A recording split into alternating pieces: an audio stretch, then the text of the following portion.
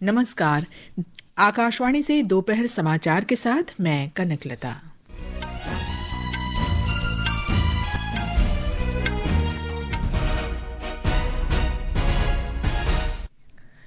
विदेश मंत्री doctor S Jaishankar ने कहा, भारत जापान के बीच साझेदारी हिंद प्रशांत क्षेत्र में रणनीतिक स्थिरता को बढ़ाने में योगदान देती है। बिहार में कल होने वाले विधानसभा चुनाव के पहले चरण की तैयारियां पूरी। उत्तर प्रदेश के मिर्जापुर में चुनार रेलवे स्टेशन पर आज सुबह रेलगाड़ी की चपेट में आने से 6 लोगों की मौत।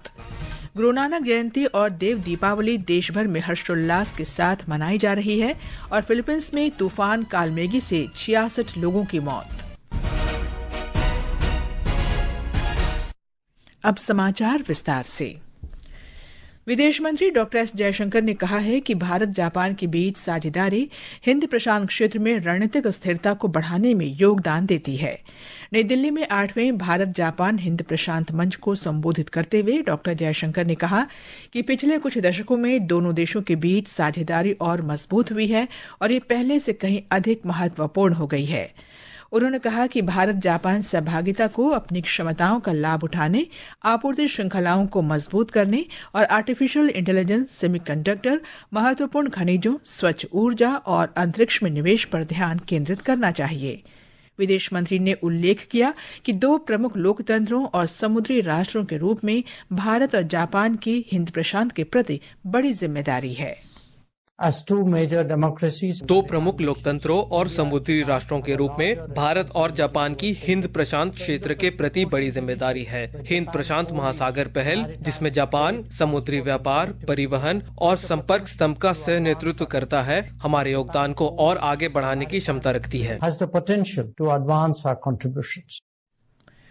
प्रधानमंत्री नरेंद्र मोदी और जापान की प्रधानमंत्री सनाए तकाइची की हालिया बातचीत पर जोर देते हुए डॉक्टर जयशंकर ने कहा कि ये दोनों देशों द्वारा अपनी साझेदारी को दी जाने वाली प्राथमिकता को दर्शाता है। बिहार में कल होने वाले विधानसभा चुनाव के पहले चरण के मतदान के लिए सभी तैयारियां पूरी कर ली गई हैं। कल 18 जिलों के 121 निर्वाचन क्षेत्रों में वोट डाले जाएंगे। स्वतंत्र, निष्पक्ष और शांतिपूर्ण मतदान सुनिश्चित करने के लिए सुरक्षा के कड़े इंतजाम किए गए हैं। पटना, वैशाली, नालंदा, भोजपुर, मुंगेर, सारण, सिवान, गोपालगंज, मुजफ्फरपुर सहित 18 जिलों के विधानसभा क्षेत्रों में कल मतदान होगा। मतदान सुबह 7 बजे शुरू होगा और शाम 6 बजे तक चलेगा। हमारे संवाददाता ने बताया है कि मतदान प्रक्रिया की निगरानी के लिए सभी 45,341 मतदान केंद्रों से वेबकास्टिंग की जाएगी।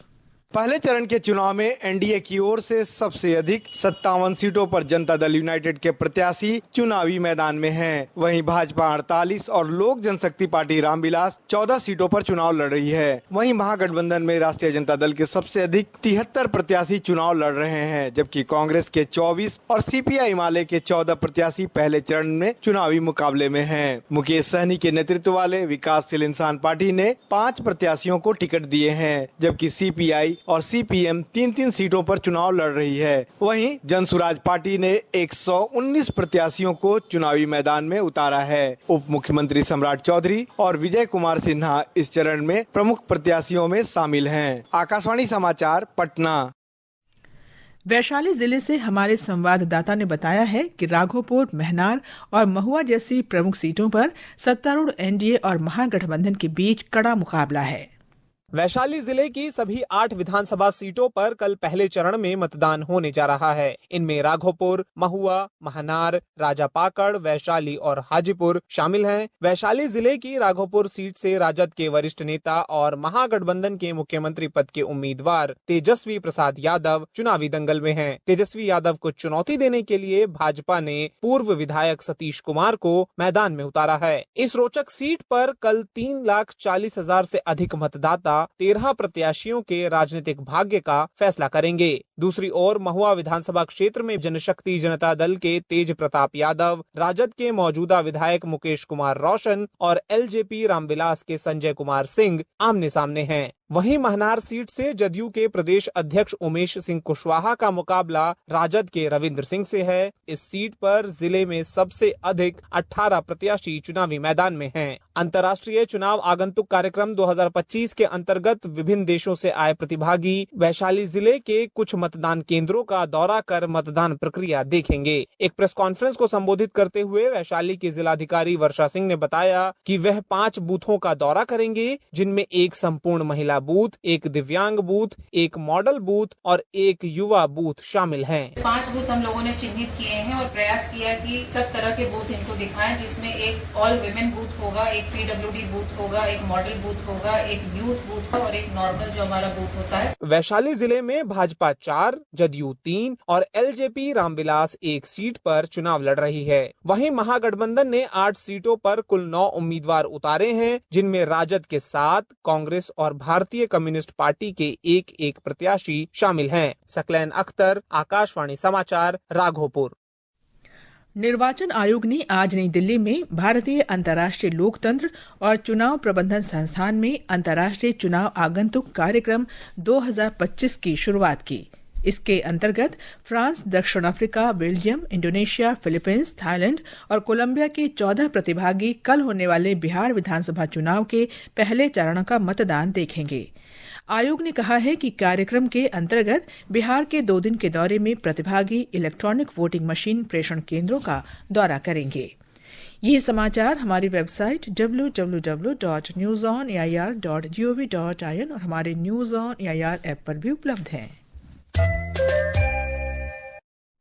दोपहर समाचार में आपका फिर स्वागत है। उत्तर प्रदेश के मिर्जापुर में चुनार रेलवे स्टेशन पर आज सुबह रेलवे ट्रैक पार करते समय कालका हावड़ा मेल रेलगाड़ी की चपेट में आने से 6 श्रद्धालुओं की मौत हो गई। जिला मजिस्ट्रेट पवन कुमार गंगवार ने बताया कि कार्तिक पूर्णिमा के पवित्र स्नान के लिए श्रद्धालुओं को लेकर गोमो प्रयागराज बरवाडी पैसेंजर रेलगाड़ी सुबह 9:15 पर सोनभद्र से प्लेटफॉर्म नंबर 4 पर पहुंची। प्लेटफॉर्म नंबर 4 पर उतरने के बजाय श्रद्धालु दूसरी तरफ उतर गए और प्लेटफॉर्म नंबर 3 पर पहुंचने के लिए पटरी पार करने की कोशिश की, परंतु वहां से गुजर रही कालका मेल रेलगाड़ी की चपेट में आ गए। मुख्यमंत्री योगी आदित्यनाथ और केंद्रीय मंत्री तथा स्थानीय सांसद अनुप्रिया पटेल ने घटना पर शोक व्यक्त किया है और अधिकारियों को तुरंत घटनास्थल पर पहुंचने, राहत कार्य में तेजी लाने और घायलों का उचित इलाज सुनिश्चित करने का निर्देश दिया है। कार्मिक, लोक शिकायत और पेंशन राज्य मंत्री डॉक्टर जितेंद्र सिंह ने कहा है कि 25 लाख से अधिक लोगों ने अपना डिजिटल जीवन प्रमाण पत्र बनाने के लिए चेहरा पहचान प्रणाली फेस ऑथेंटिकेशन अपनाई है। नई दिल्ली में 4थे राष्ट्रव्यापी डिजिटल जीवन प्रमाण पत्र अभियान के शुभारंभ के अवसर पर डॉक्टर सिंह ने कहा कि इस पहल को मंगोलिया और मालदीव सहित कई देशों ने सराहा है। उन्होंने बताया कि ये अभियान इस महीने के अंत तक चलेगा। भारतीय नौसेना कल कोच्चि स्थित नौसेना अड्डे पर इक्षक पोत को औपचारिक रूप से सेवा में शामिल करेगी। ये कमीशन समारोह नौसेना प्रमुख एडमिरल दिनेश के त्रिपाठी की उपस्थिति में होगा। रक्षा मंत्रालय ने बताया कि इक्षक भारतीय नौसेना की जल सर्वेक्षण क्षमताओं को बढ़ाएगा। ये सर्वेक्षण पोत श्रेणी का 3रा और दक्षिणी नौसेना कमान में तैनात होने वाला पहला पोत है। मंत्रालय ने बताया है कि इक्षक पोत निर्माण में भारत की बढ़ती आत्मनिर्भरता का उत्कृष्ट उदाहरण है। संस्कृत में इक्षक नाम का अर्थ है मार्गदर्शक। नरेंद्र मोदी सरकार द्वारा कई क्षेत्रों में जीएसटी दरों में कटौती के साथ 22 सितंबर को शुरू किए गए जीएसटी बचत उत्सव से देश भर के नागरिकों को लाभ हुआ है। हमारे संवाददाता ने बताया है कि अगली पीढ़ी के जीएसटी सुधारों से नागालैंड की अर्थव्यवस्था को बढ़ावा मिल रहा है। नए जीएसटी सुधार नागालैंड की अर्थव्यवस्था को मजबूत करने की दिशा में एक महत्वपूर्ण कदम है। नए कर ढांचे के अंतर्गत 7,500 रुपए तक की कीमत वाले होटल के कमरों पर कर की दर 12% से घटाकर 5% कर दी गई है। इसके कारण होटल में रहना अधिक किफायती हो गया है और नागालैंड राज्य में पर्यटन के व्यापक विकास को समर्थन मिला है। नए जीएसटी सुधारों ने नागालैंड कॉफी के लिए भी नए अवसर पैदा किए हैं। भुनी हुई फलियों पर दरें 12% से घटाकर 5% और कॉफी के अर्क पर 18% से घटाकर 5% कर दी गई है। इस कमी से कुल लागत 6.25% से 11% तक कम होने की उम्मीद है। शिवांग मिश्रा के साथ आदर्श, आकाशवाणी समाचार, दिल्ली।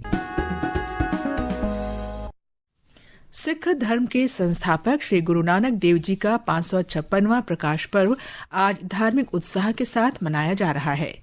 1469 में कार्तिक मास के पूर्णिमा के दिन ननकाना साहिब में गुरु नानक जी का जन्म हुआ था।